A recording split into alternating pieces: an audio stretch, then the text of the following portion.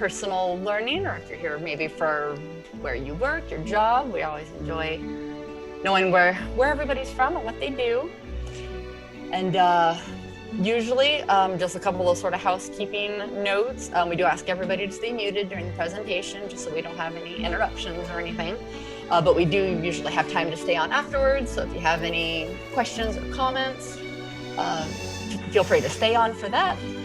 If you have a question, just, burning question that you really would like to get an answer for, leave it in the chat. And we do have a couple of our staff members who will keep an eye on the chat. And if they see something important, they'll pop in and interrupt Michael while he's presenting. And we can try to address things as they pop up like that.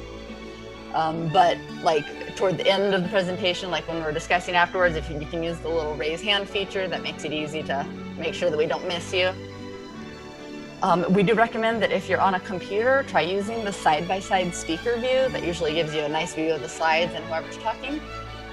And then it has a little slider in between you can use to resize it. We saw people on the registration list from Canada, as far away as Costa Rica, Australia, Ireland. So we know it's Wednesday for some of you. So thank you for joining us, especially if it's early in the morning. All right, so we probably get most of the last folks in from the waiting room. So we will get started here in just a moment. And Michael will get started. Let me just make sure. Looks like we have most everybody. It is just at 4:03. So yes. All right, so I think you can go ahead and get started, Michael.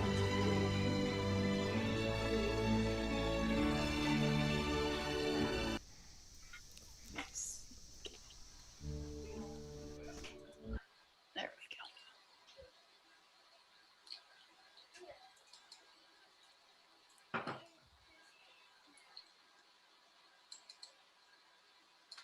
Hi, good evening, everyone. Doing a quick technical setup here. All right, almost ready.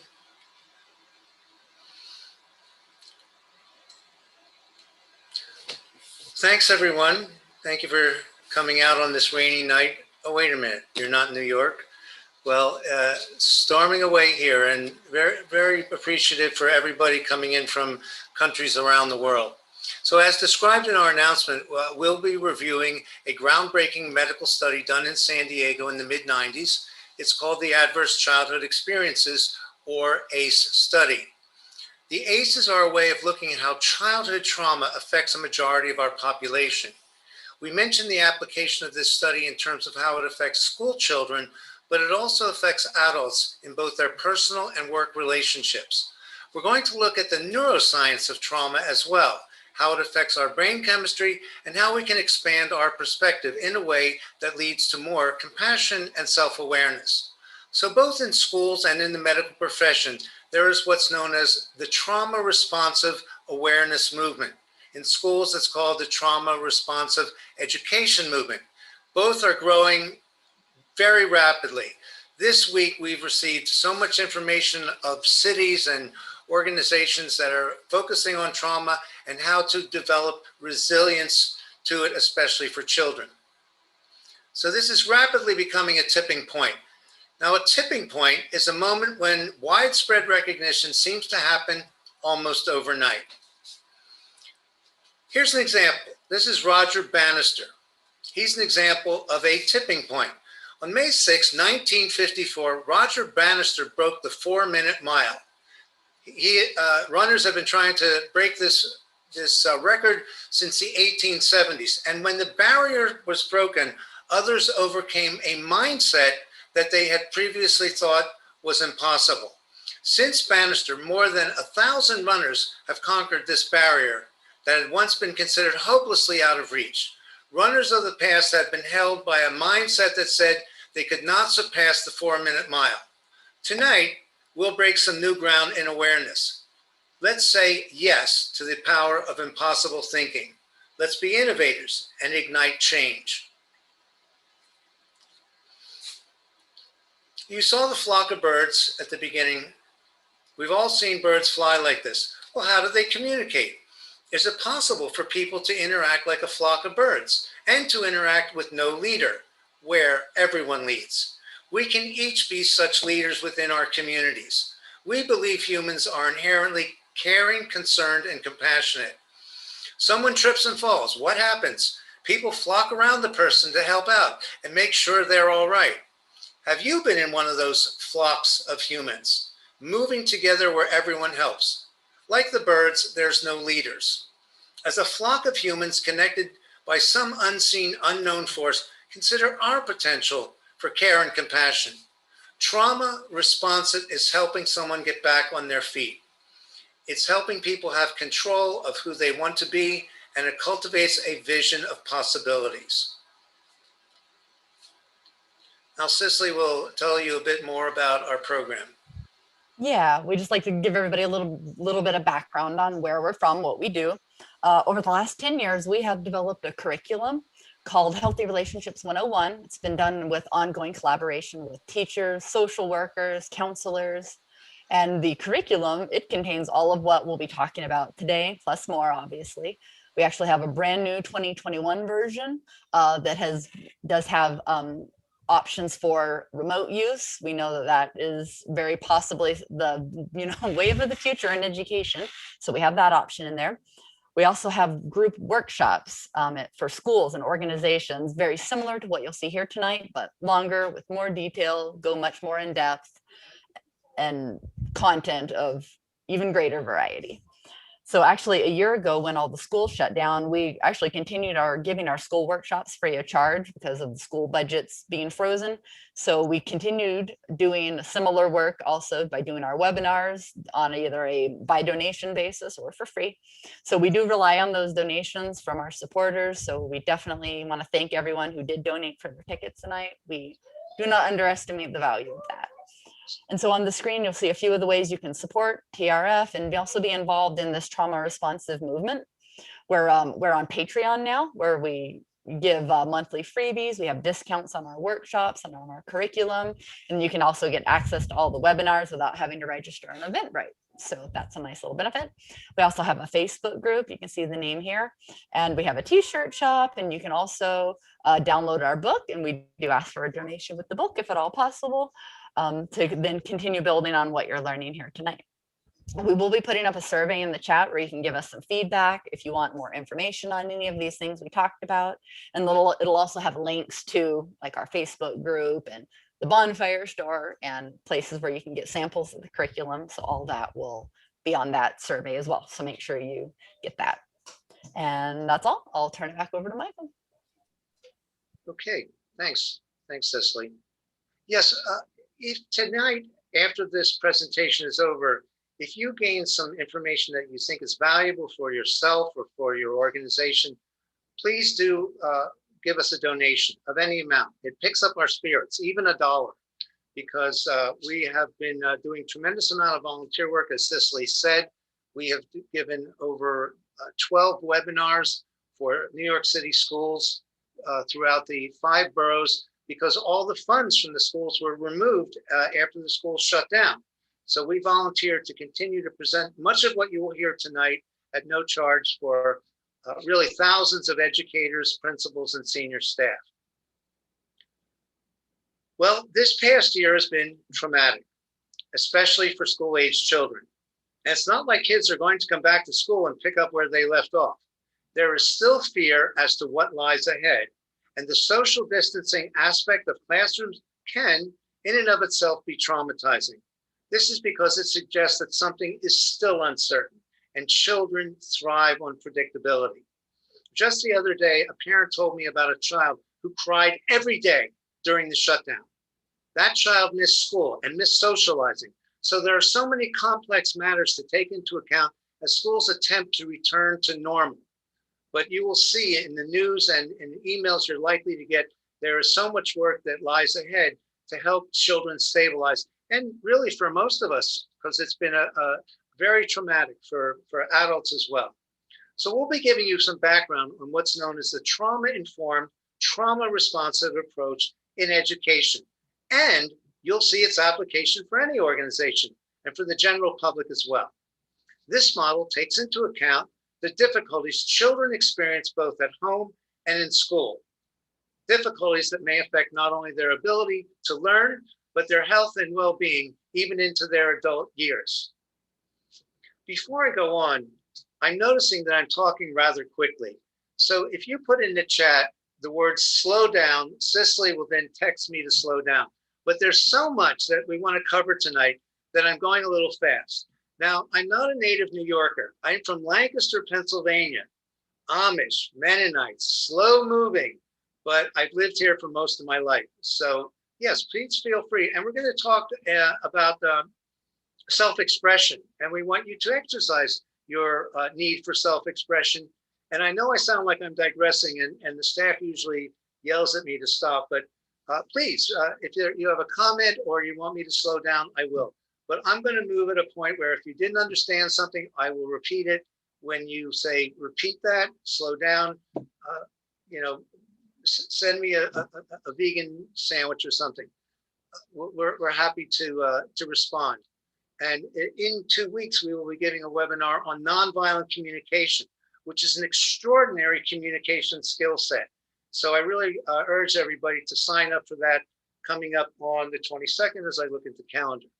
Okay, as I said, this model takes into account the difficulties children experience at home and that could affect their well-being into adulthood.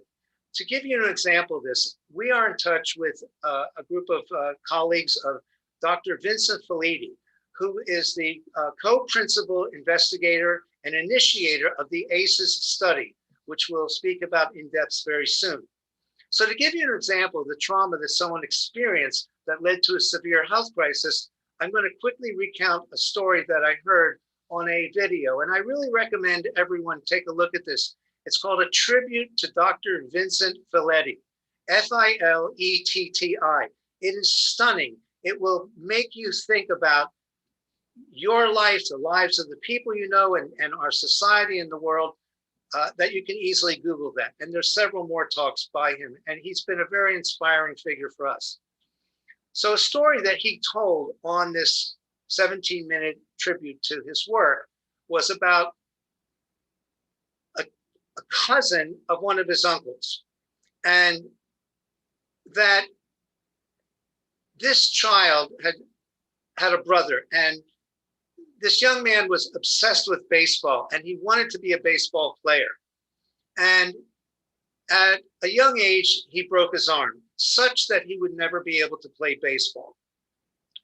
This young man eventually, in his adult years, became obese. He became alcoholic and he became diabetic, and he died at the age of 40. And Dr. Felitti said in this story that years later, another relative was speaking with him, and he said, and he was told that the mother of this child, in a fit of rage, broke her son's arm. So she broke his arm and she broke his heart. And there's so much of this that goes on. And citing Dr. Felitti further, he said the biggest health advance we could make would be to figure out how to improve parenting. So look for the future in the future, because we will be in touch with him and his colleagues regarding a movement around improving parenting. And he further stated something that really made me think, and as I explain my life a bit as we go on, but not too much. An animal can't survive if a mother abandons it. Too many of us have experienced being abandoned.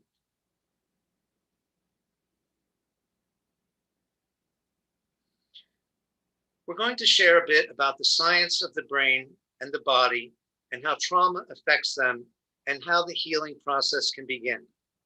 Recent studies now show that trauma can be seen as an explanation for why students act out in negative ways.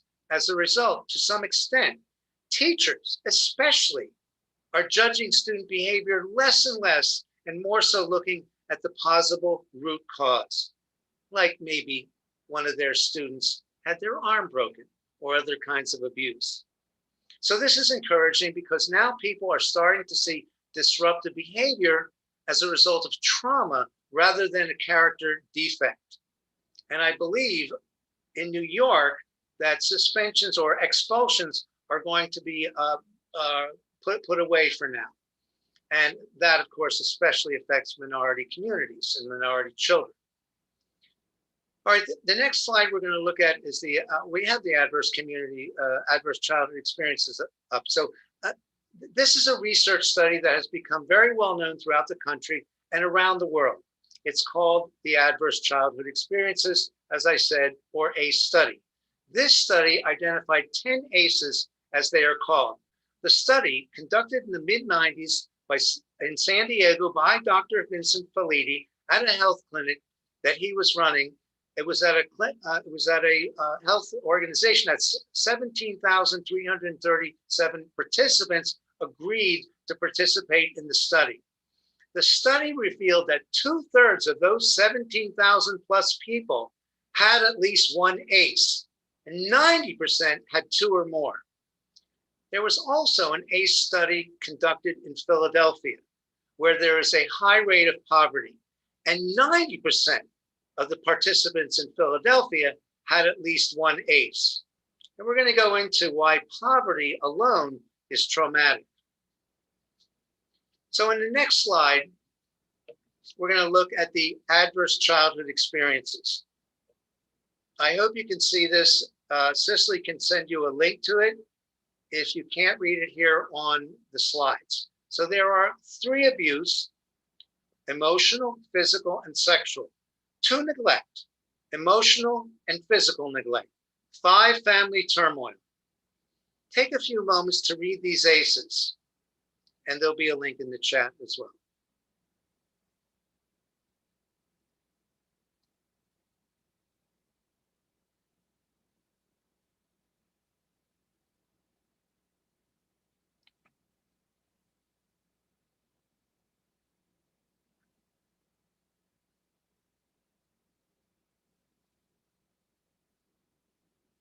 At first, these personal ghosts being awakened was challenging, and I had resistance to revisiting my own past.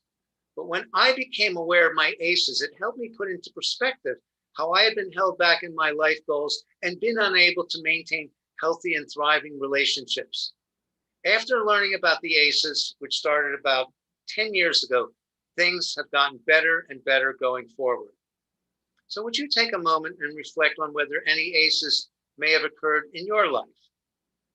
With the absence of safety, stability, and care, the negative effects of trauma build up and worsen over time. Here's a short film that we're going to show now that illustrates the consequences of trauma.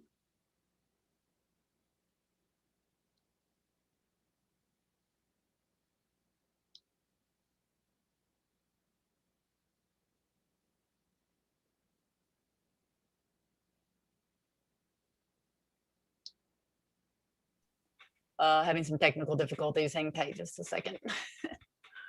Saying the video must not be in here.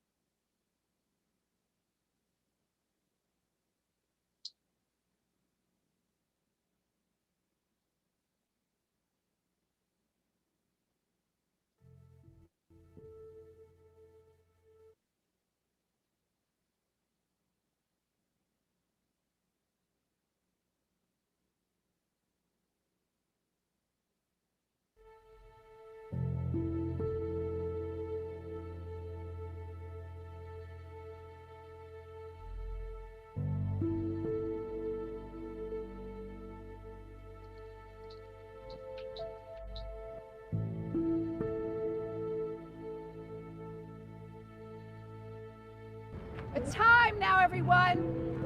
We're gonna do the compassion trauma circle. Is everyone ready to face their past with compassion? Is that a yes? Yeah! While you were growing up, during your first 18 years of life, if a parent or other adult in the household often or very often would swear at you, insult you, put you down, or humiliate you, step inside the circle. If a parent or other adult in the household often or very often pushed, grabbed, slapped, or threw something at you, step inside the circle.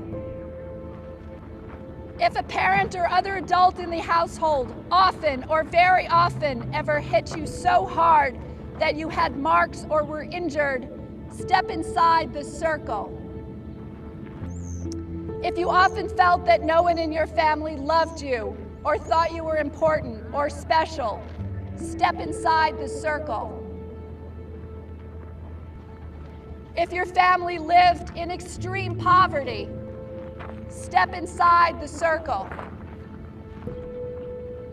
Step inside the circle. Step inside the circle. Step inside the circle.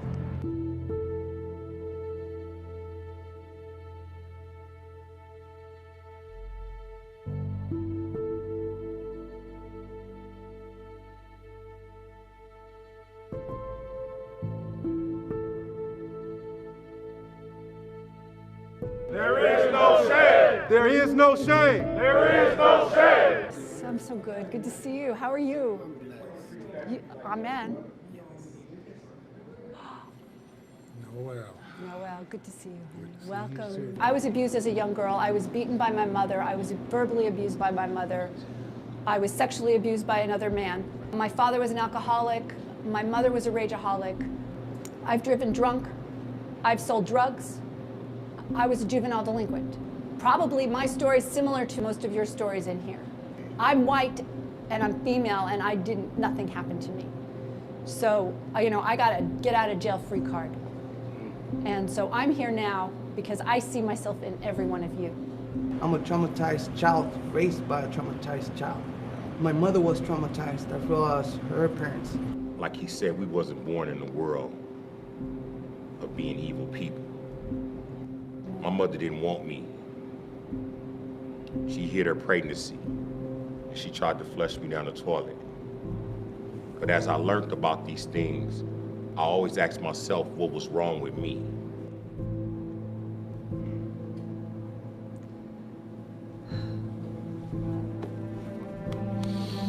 When I come to the circle and I see everybody else and she's reading off the questions and people stepping in further, and I look at my childhood and I'm like, a lot of these people in this yard are just like me.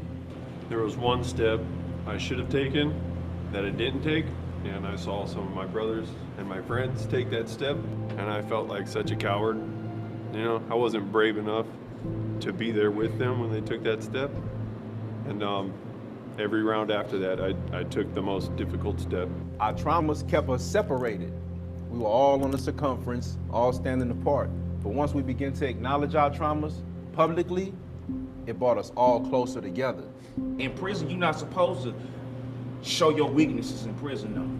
But to want to do that, to walk in that circle like that, and to take each step forward was a reminder to ourselves that we still have a humanity and we worthy to be loved, though.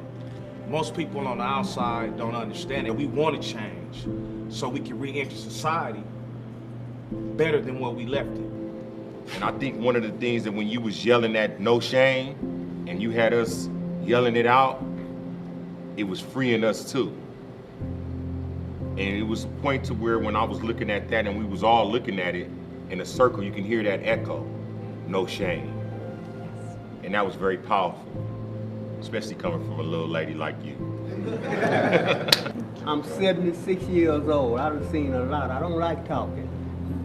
I like to meet people that understand what's happening without words, and you one of them. Today has been one of the best days I had in my whole entire life since I've been And I can be 40 years.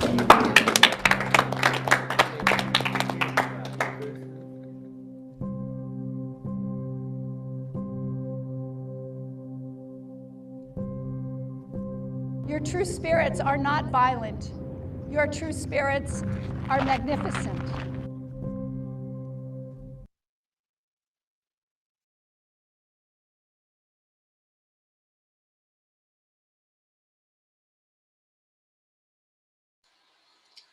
Okay, let's take a few moments to reflect on this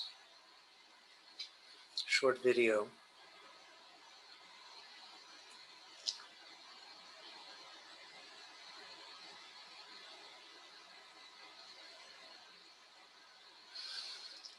Take a breath, maybe, if you like, and think about what you feel having seen this video.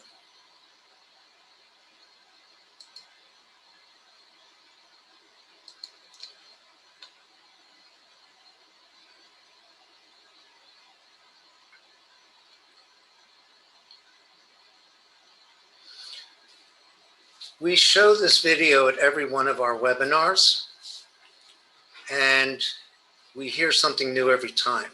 We've also, by the way, partnered with Fritzi Horstman, the woman who's organized this, and she's created a massive organization called Compassion Prison Project. She's reaching out to prisons and prison officials all around the country.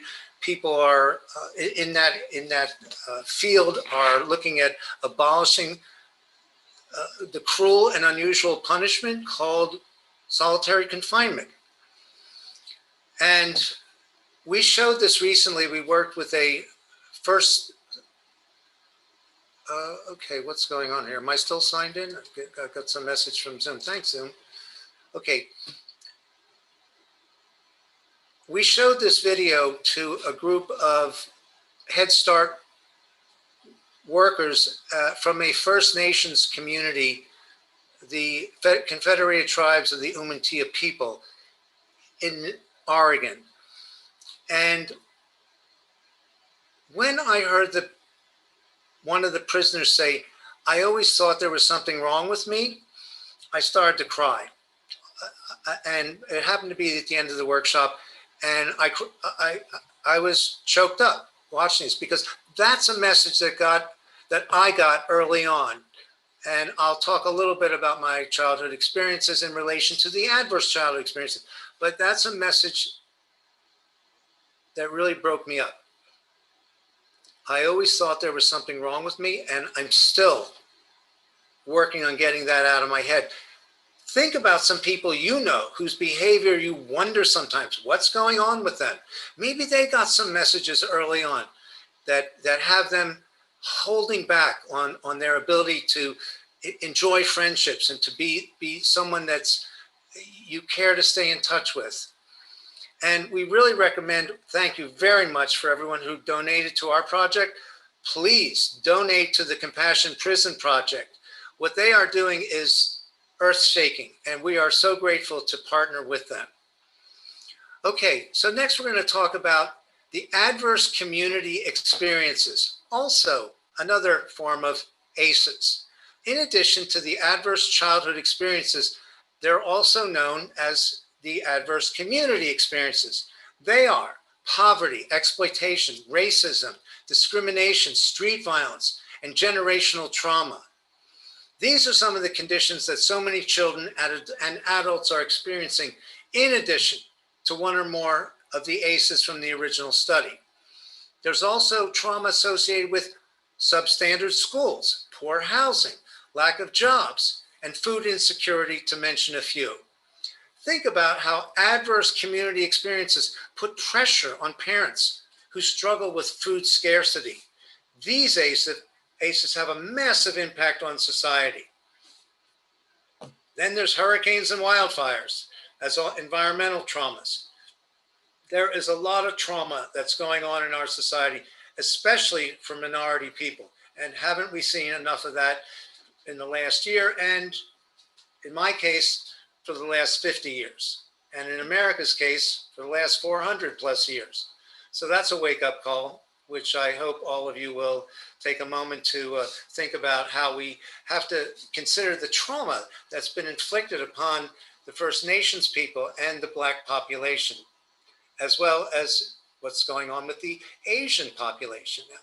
So there's a film called Paper Tigers that will illustrate how teachers' care, kindness, and compassion can have an extraordinary impact. And you will witness in this film children go from daily struggling to thriving and surviving and succeeding. We highly recommend this film. You can find it on any streaming service. And when you watch this film, you will see Principal Jim Sporleader. The guy's a living saint. We've worked with him. He brought us out there a week before the filming began in 2012, and we continued to work with him. And he's also joined us on some of our webinars. All right, next we're going to look at the health effects of the ACEs. Over the course of the study, volumes of clinical records provided statistics on numerous health issues. Participants were mostly white, middle class, college educated, and as I said earlier, 2/3 had at least one ACE. 90% had 2 or more. With an ACE score of 4 or more, as you can see, lung disease increases 4 times. They had records to review to see what was going on with the people who volunteered for the study. Cancer and stroke doubles. Depression increases 4 times. Incarceration, no surprise, 7 times. And suicide, 12 times more. The CDC says the ACEs are the #1 health crisis in the country and the least known. Why? Oh, we don't want to talk about our shame. We don't want the stigma. You don't go to a social gathering and meet somebody new and say, how many ACEs do you have? Oh, I have 3. No, we make small talk and we avoid this, but now it's really coming into public view. So when teachers especially know about the ACE study and trauma-responsive approaches, it can be a lifesaver for children. So for those of you who are parents or have nieces, nephews, grandchildren, this work is so important. And please tell the parents that you know and tell your husband, wife, partner, whoever about this important study. And you can, by the way, as Cicely said, you can download our book at no charge. But we would so appreciate any donation. Now, we are going to take the book off the website very shortly because we are going to be developing a new edition to it. So we suggest that you download the book sometime in the next couple of days because we will not have it out there for no charge for much longer. So right now, we are in the midst of universal trauma, and the trauma responsive education movement is as important for adults as it is for children. We are researching the latest in trauma-informed care, and we attend conferences on a regular basis. Recently, we heard a story about a student and a bus driver. A student who rode the school bus every day always had her hair in elaborate braids. One day she got on the bus and did not have her braids. And the bus driver said, what's going on? I don't see your braids. She said her mother had died. And her mother was the person who braided her hair every morning.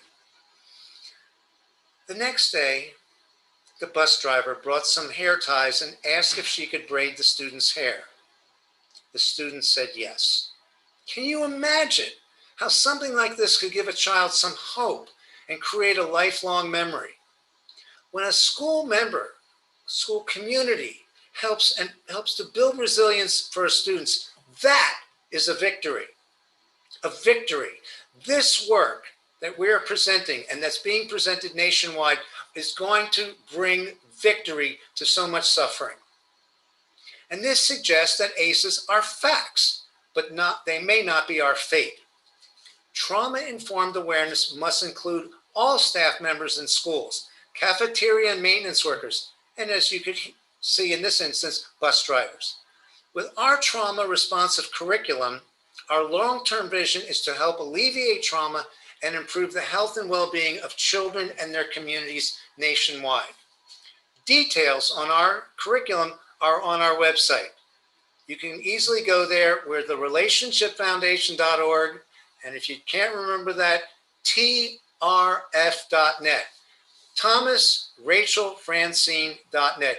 You can get previews of our curriculum. We have it available for organizations in terms of a guidebook, and we have it for schools that we're reaching out to on a daily basis. All right, we're going to watch another video now. It's also very short, like the last one. So stay with us.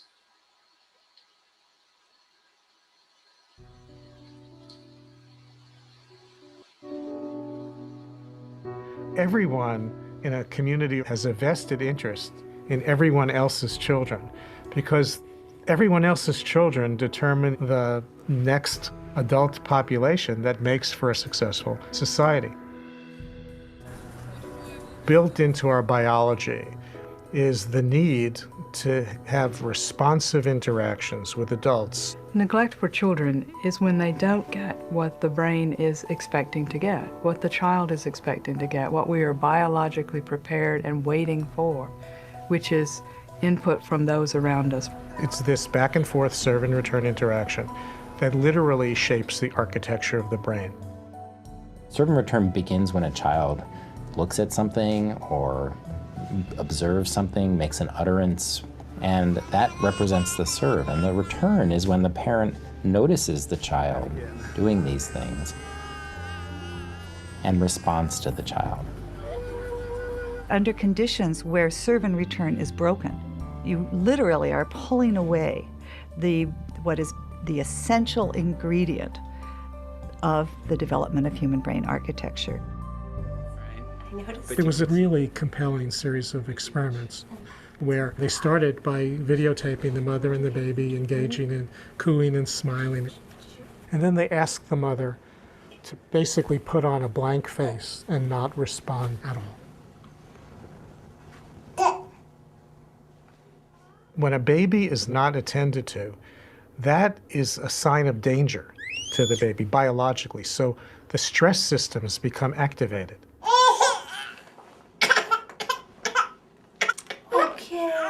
In a brain that is constantly bathed in stress hormones, not that's up and down, that comes with normal development, certain key synapses, the connections between nerves, fail to form, and critical regions of the brain. So neglect both fails to provide the stimulation that's needed to develop the basic architecture, and when it's at a certain level, is one of the most potent activators of the stress biology of a young child. So you get a double whammy. Science points to 4 categories of this spectrum of neglect.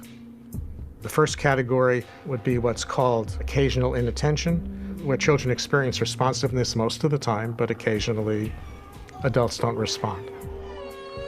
There's no harm in that, and in fact, there's probably some benefit.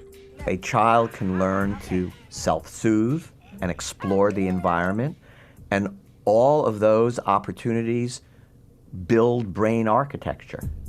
The second category, scientists would call chronic understimulation, is where on a regular basis, children have less interaction with the adults around them than is needed for healthy development. Those children typically, when provided with enriched learning opportunities and more typical levels of serve and return, will show catch-up. The third category is what science would call severe neglect in a family where not only are there prolonged periods of inattention and lack of responsiveness, but often also associated with not being fed enough, not being bathed enough, not having basic needs met. Neglect is a huge problem in the U.S. Children are much more likely to be neglected than they are to experience any other kind of maltreatment. We see the child really being at risk for much more substantial kinds of deficits down the road that don't necessarily get easily fixed or ameliorated. This is where we really need to think about more complicated and often more intensive strategies to help undo those effects. The fourth category, called severe neglect, generally found in institutional settings, is the result of children living in kind of warehoused type situation in orphanages. And it doesn't have to even be as extreme as orphanages. It can be experiences that are regretfully occurring in many, many parts of our country. Often institutional care in this country is under the euphemistic name of transitional care or temporary care or assessment facilities. If you think about what institutional or residential care would look like for an infant, where there's somebody new coming onto the shift every 8 hours, it really alters the development of the child's brain architecture and other aspects of the child's development. We have the potential to change children's developmental trajectories. Interventions can apply to parents, to foster parents or adoptive parents, child care settings, Head Start settings, and other kinds of settings. And really, what they're about is attuning people to the serve and return process. Neglecting young children is neglecting the foundations of a healthy next generation. The community pays a huge price later in terms of the problems of the next generation, whether it be educational achievement, economic productivity, good citizenship, the ability to parent the next generation. All of the things that have to do with a healthy, prosperous society.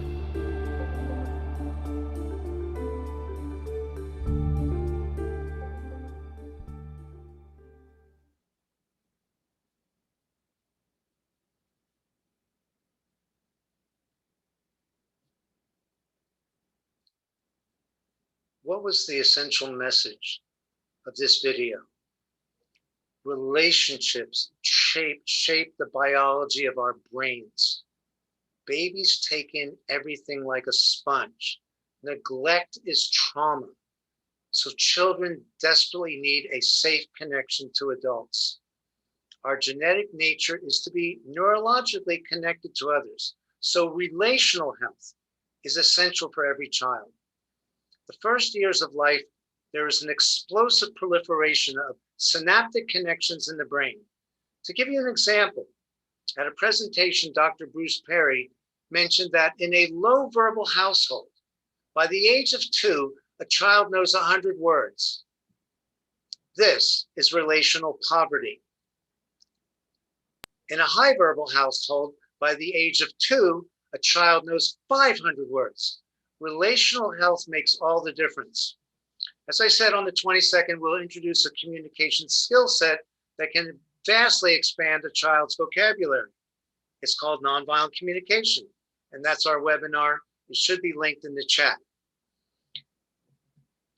I'd also like to ask everybody, if you would put the city or state or country that you're from and what organization you're with, if you're with an organization, we really like to see that when the webinar is over and go back, and it really lifts our spirits to see people coming from all over the world. I saw people from Puerto Rico, and already I'm singing West Side Story in my head because I was in plays in high school, and I see someone's here from Scotland, so I know it's very late at night for you, and we enjoy it. It meets a need for connection and community. So yeah, please put in your name, and especially if you're an organization and what you do there. Okay, at the beginning of this video, Dr. Shonkoff said, everyone is invested in everyone else's children because everyone else's children determine the next adult population that makes for a successful society. In order to be trauma-informed, it is important to know the science of the brain. So here's some basic information on brain science. When we go to sleep, we drop into alpha, then theta, then delta, the deep sleep state. The first 2 years of a baby's life, they are perpetually in the delta state wave, in the delta brainwave state. They essentially live in a dream world, but with their eyes open. When I look at children now, I look at them and I see their brains evolving, and they look at you. Do you all remember when you look at a child, they look at you straight in the eye. They have no hesitation. And then they look somewhere else and somewhere else, and they're discovering their brains. In the first month of a child's life, their brain expands by 64%. It's extraordinary. I mean, children are the treasures of this planet. And as we learn from this work that's coming out, how important it is that they feel safe and nurtured, we can create a new world. Now, up to the first 6 years of a child's life, they are basically in their subconscious mind. As a result, their attention is on their inner world of feelings. When they begin to feel uncomfortable, they look through their senses to see who or what caused the feeling. At around 7 to 8, the beta brainwave state, the analytical mind becomes activated. It acts as a barrier to separate the conscious mind from the subconscious mind. However, early experiences remain encoded in the memory of the subconscious. So often, we don't know why people behave the way they do. It's because of events that happened to them when they were functioning at a very primal level of the feelings they experienced in their early years. Think about some people you know, people you've wondered about, decisions they've made, behaviors they have.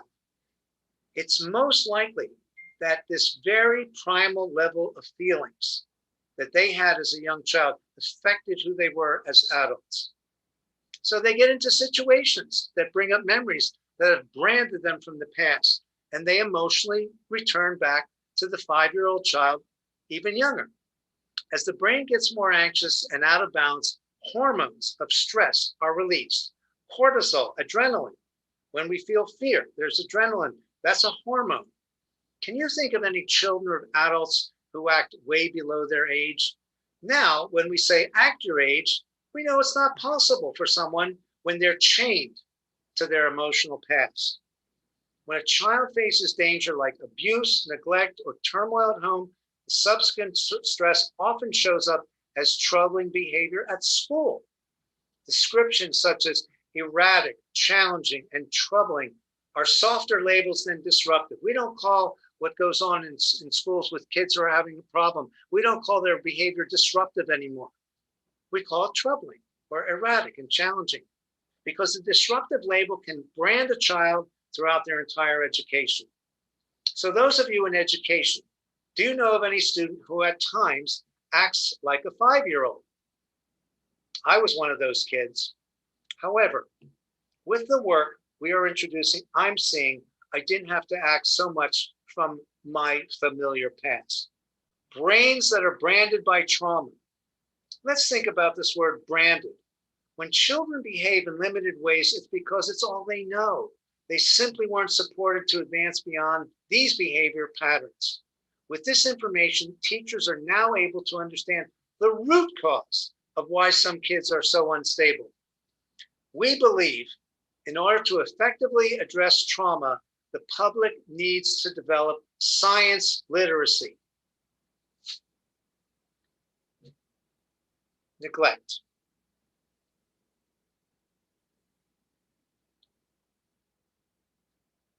Do we have the slide up?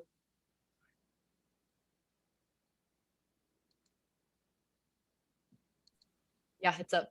This is an image of a child in a Romanian orphanage where there was tremendous neglect. We're not going to leave this on too long. We learned about this from a video called, as I mentioned earlier, a tribute to Dr. Vincent Felitti. Again, the co-principal researcher, investigator of the adverse childhood experiences. We're showing this picture because it reveals how traumatic neglect can be for a child.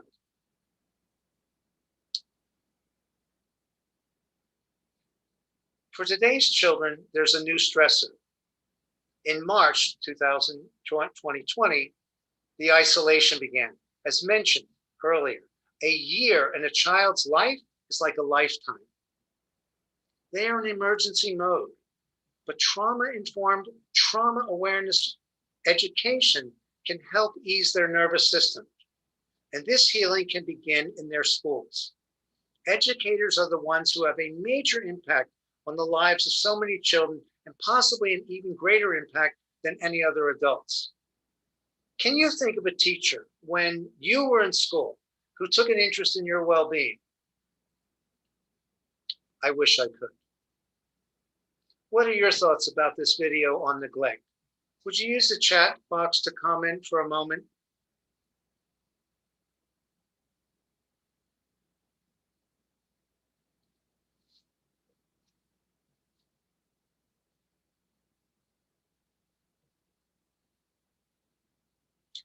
Well, here's a picture of a traumatized child. The child on the right is my dad, Benjamin. His family grew up on a farm in Lancaster, and this picture is taken in front of a barn. My dad's holding my aunt, and that's Uncle Henry. Well, Uncle Henry didn't escape the fire.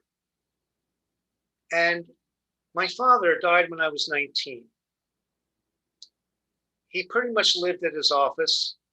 He had a wholesale toy warehouse, and he would come home, eat dinner, read the newspaper, fall asleep, and go back to work. And he died when I was 19. Only about a year ago did one of my cousins tell me about this fire. And then I found out there was a front page story on it and that my dad was interrogated as a 5-year-old.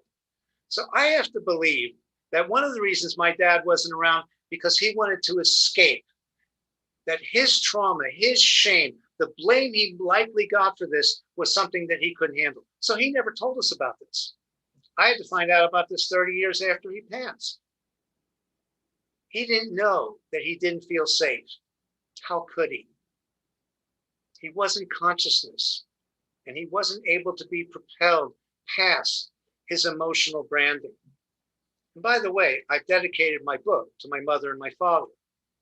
If you take a look at it, where I say, I'm grateful to them for all that they gave me and for everything they learned about parenting, which I'm guessing that they learned from my grandmother and grandfather, who were born when the light bulb was relatively new. What did they know? 100 years ago, at the turn of the 20th century, the life expectancy was 42. It was about survival. Freud was still in medical school. Today, we live as more than twice as long as any human has ever lived. This is like a new era of the human species. How do we get along for 40, 50, 60, 70 years? How do we treat kids in a way so that they won't wind up messed up like my dad was? This is why we are out here doing this work with schools and organizations. And we're really dedicated to this. And yeah, so that's something to think about. We are living twice as long as any humans ever lived. Okay, in the next slide, there you see me with my sister, Dory. I'm smiling. I look happy. What did teachers see in me?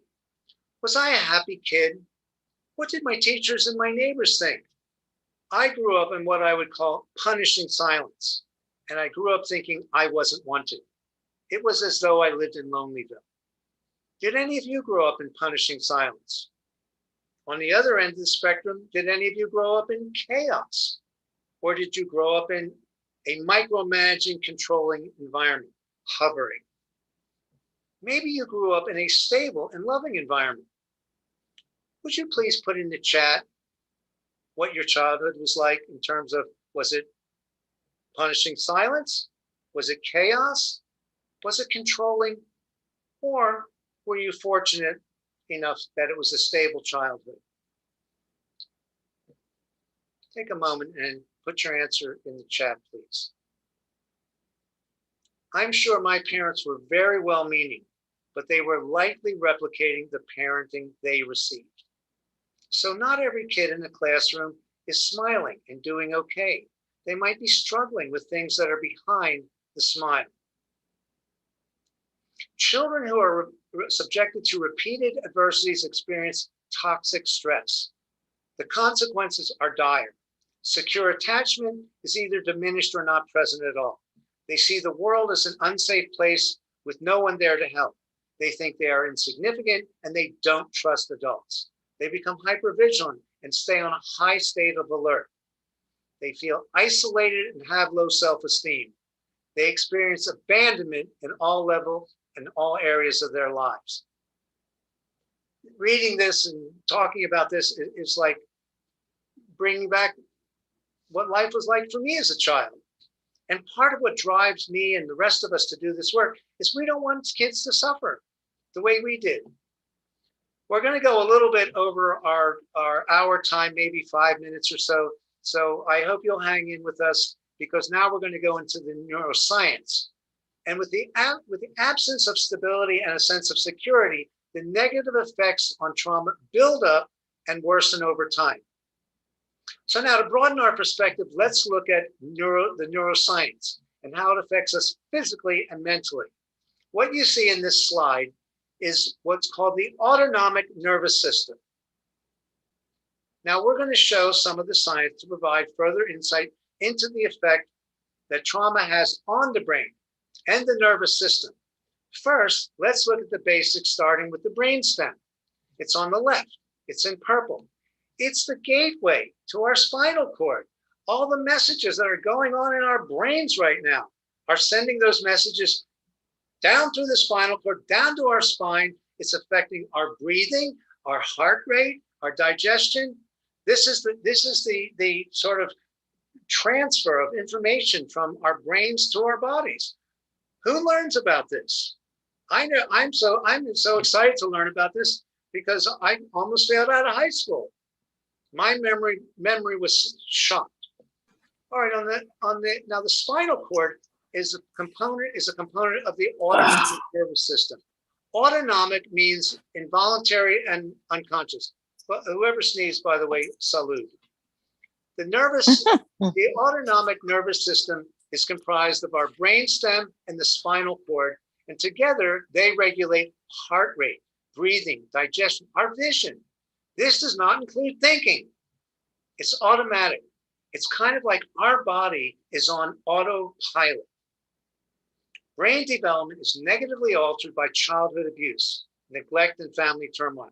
We're going to show some of the science to provide further insight into the effect of trauma on the brains of kids. We're going to look at the amygdala, the hippocampus, and the prefrontal cortex, which are particularly affected. Don't be afraid of these words. Amygdala, we'll explain it in a moment. Hippocampus, this is as far as we go. We don't get into like the hundreds of different areas of the brain, except the three that we're going to talk about now. So here you see what's called the limbic system. What does limbic mean? It's a part of the brain that deals with emotions and memory and feelings like that. Don't worry about remembering all of these different scientific terms. But the limbic system is an area that communicates feelings to the brainstem and then to the spinal cord. So think about it right now.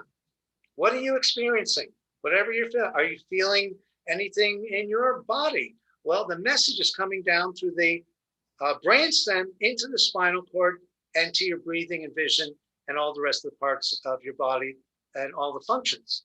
So the amygdala and hippocampus are part of a broad network of different brain functions in the limbic system. You see them in the diagram. So first, the hippocampus. This is responsible for preserving and retrieving information, better known as memories. With chronic and repeated stress, the hippocampus, responsible for these long and short-term memories, shrinks and becomes less effective in information retrieval. Here's an example. When I was in third grade, my math teacher had us all repeat, what is 7 times 7? 56. No, 49. There you go. Ha. 5 minutes later, she asked me, what is 7 times 7? I couldn't remember. Do you know any kids like me? Do you remember being in school and being admonished by a teacher? That's another form of trauma. What's the matter with you, Michael? Can't you remember? Everybody else can. These are traumas. And when trauma happens, the hippocampus shrinks. So next is the amygdala. It's known for the fight, flight, or freeze response. When there is stress and fear, adrenaline and cortisol, as I said, the hormones of stress are released into the blood system and into the brain. Adrenaline and cortisol are what's known as neurotransmitters. They go up into the blood system and they go into the mind, into the brain. They are neurotransmitters. Repeated stress and trauma can result in a person becoming hypervigilant and constantly on alert. Think about people you might know who seem like their adrenaline is going all the time. Now, trauma also affects the prefrontal cortex, which is critical to concentration, focus, learning, decision-making, planning, logic. Science now shows that the response humans have to daily stress is similar to the stress response we had when we were running away from a saber-toothed tiger, except our daily stress is not life-threatening. Daily challenges are not life-threatening, but how often do we act as if they are? Do you know people who act like their stress is life-threatening? Adrenaline is rooted in our survival instincts. When a truck suddenly comes at us, adrenaline rushes and we get out of the way. For way too many children, the disruption in their lives is like dodging trucks all day. When a teacher reprimands a child and they're uncomfortable with it, it's like dodging another truck. Research now shows that the punishment model not only doesn't work, it's counterproductive. Not only does punishment affect memory, it affects the prefrontal cortex, which is critical to learning and processing information. So schools, the punishment model has not worked. And in many ways, it's very discriminatory. Look at your statistics. Now, there are also hormones of pleasure and satisfaction. They're known as dopamine, serotonin, and oxytocin. Oxytocin in particular is associated with being in love. One of the things that I mentioned to the interns who are in their 20s is that I don't want to fall in love. I want to rise in love. Think about our language, fall in love. How about I want to rise in love? So those of you who are on OkCupid, change your profile to I want to rise in love. An interesting point to note is even when someone is falling in love, there's a nervous excitement and anxiety, which ironically is generated by the amygdala.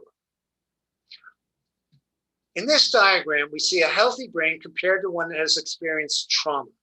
Trauma is more emotion than the brain can handle, and trauma is not a one-time incident. Brains that are overloaded with stress hormones become toxic when activated over and over, and it inhibits normal brain development. With trauma, you can see there are large areas where there's no biochemical activity, where trauma affects the structure of the brain. When there's trauma, the body is flooded, as I said, with adrenaline and cortisol. ACEs cause this type of toxic stress, and it puts a child into a constant state of survival, and it stunts healthy brain architecture. And as I said, it affects the prefrontal cortex, which governs concentration, focus, impulse control, decision-making, reasoning, logic, planning, and managing stress. In our webinar in 2 weeks, you will see how the work we introduced, nonviolent communication, is an extraordinary stress management approach. Toxic stress over time damages neural pathways, but brain architecture can be rewired in a healthy way when someone has a safe and stable environment. The more one feels safe, the more healthy one's brain becomes. And this creates new neural pathways. This is called neuroplasticity. Our brains can actually regrow parts that have been diminished. And neurons that fire, neurons in the brain that fire together, wire together. Neuroplasticity also means we can unlearn negative behaviors to help us, and will help us respond to stress in a more measured way. Now we're going to take a look at neurons. And in case you were wondering, there are 86 billion neurons in your brain. You might want to take a breath and think about that. We are really amazing creatures on this planet. All right, as I said, neurons are constantly firing wirings. Neurons are brain cells that transmit electrical signals to each other. During childhood, elevated levels of stress hormones can lead to diminished neuron production. Next, we're going to look at a synapse. A synapse is a gap between two neurons. This is where electrical signals can travel from one neuron to the other. This is known as firing. As we exercise our brain by learning new things and practicing new skills that we learn, we form new synaptic connections. This is known as wiring. And then next slide, you see neurons firing and wiring. And something about children that we're learning as we study brain science is that a child can learn up to 5 or 6 languages before it's 6 years old. Much more difficult after that, after our conscious mind comes online. So for those of you who have children, no children, tell the parents, play videos or tapes or something so children, their children can learn multiple languages. And this is a look at our neural network. Okay, finally, we're going to talk about something called epigenetics. Now that we've looked at basic brain function, we're going to look at the effect of the environment on brain architecture, especially on children. Epigenetics is the study of how one's environment affects gene expression. What's gene expression? Genes, what are they? In the center of every cell in our body is our DNA. There you see a strand of DNA. And in each strand of our DNA lives every gene type. Every gene is coded for a specific physical and mental characteristic. We have genes for everything: hair, eyes, fingers, our organs, such as our heart, our lungs, and our brains. Yes, we genetically inherit in our brains things that have gone on with our parents and generations before. Our genes are responsible for our inherited traits as well. Besides height, hair color, and chin shape and weight, however, inheriting a gene doesn't mean that our genes will express the same characteristics as our parents, such as height and eye color. The new science of epigenetics reveals that there is a strong interrelationship between how our genes manifest and our physical and social environment. In schools, environmental factors, our hallways, classrooms, the school bus, the cafeteria, the playground, they all play some role in determining how our genes will manifest. I've often wondered why I decided to start wearing glasses in 4th grade. Neither of my parents wore glasses, so what of their genes was I hoping to inherit, but didn't because of the stress I had and the trauma I experienced both at home and at school? Behavior is affected by gene expression in our neural pathways, our brains. This is a direct result of the conditions we are subjected to both in and out of school.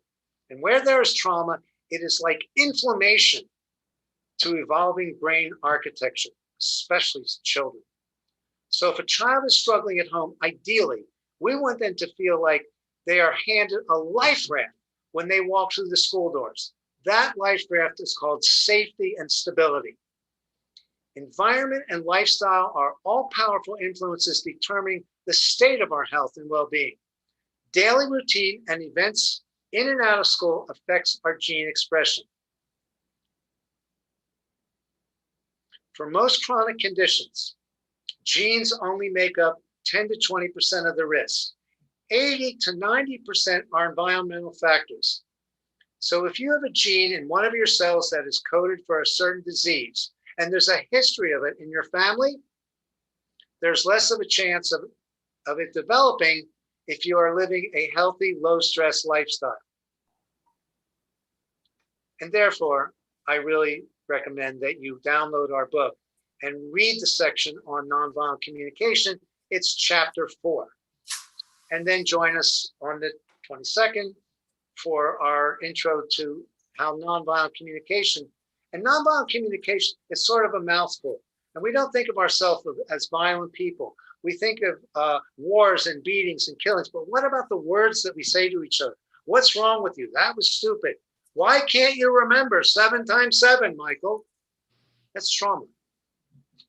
And I'm guessing the reason I had to wear glasses and still am was because of trauma. So go out there, everybody, and change your lifestyle in a way that'll give you peace of mind, and it will also enhance your health and well-being. Now, in the next slide, we're going to see what's called pruning.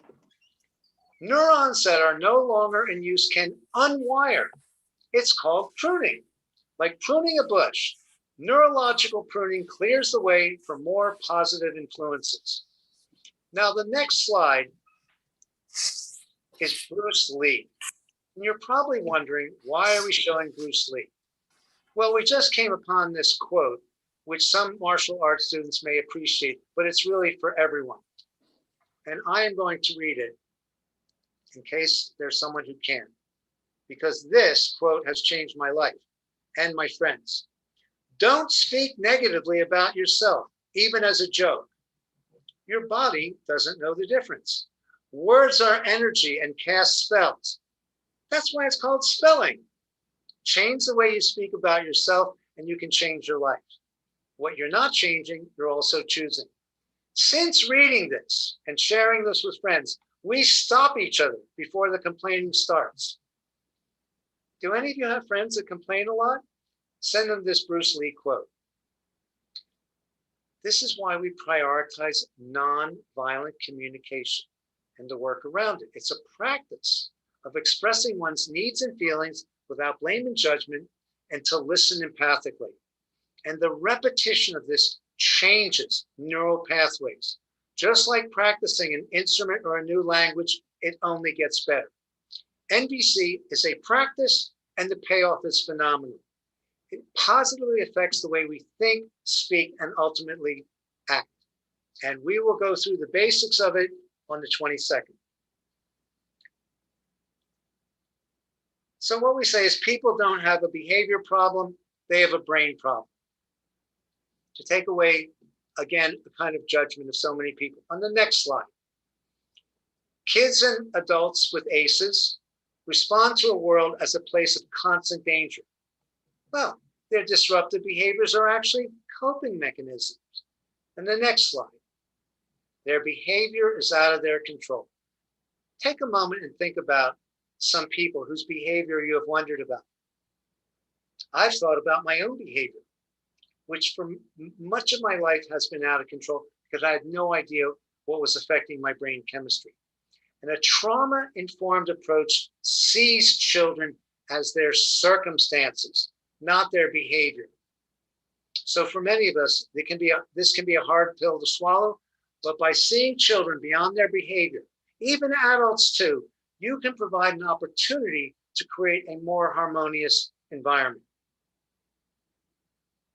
An approach that fosters resilience in kids who feel disconnected. It's resilience. Resilience is the ability to function in a healthy way, even in the face of trauma. Just one caring, stable adult can affect a child's brain chemistry and healthy development. As I mentioned, in the film Paper Tigers, write this one down.